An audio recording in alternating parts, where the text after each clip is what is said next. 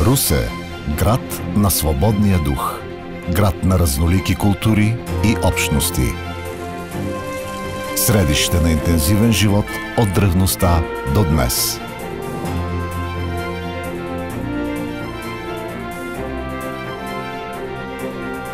Мястото винаги е било важен кръстопът по суша и по вода. Открили са го още траките, а по-късно и римляните.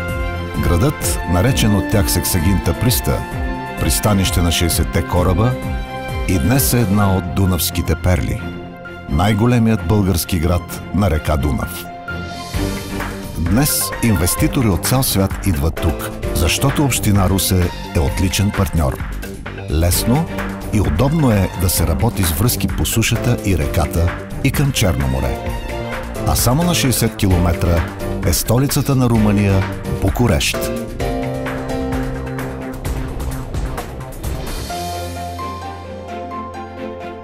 Русе е град на младостта.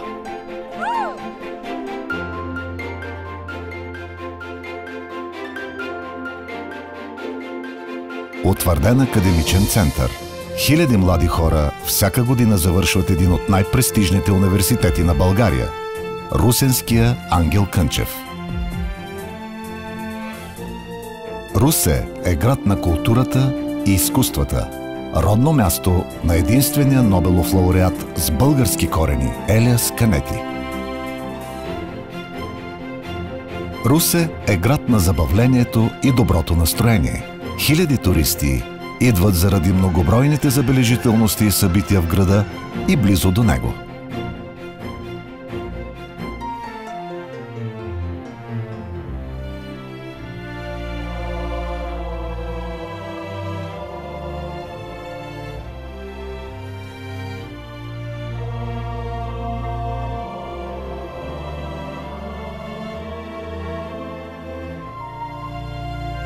Едно от най-приятните неща е общуването с неповторимата дунавска природа.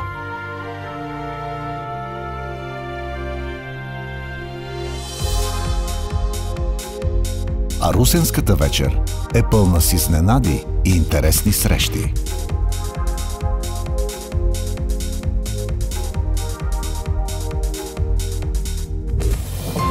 През Русе в 19 и началото на 20 век в България навлизат европейските ценности и идеи.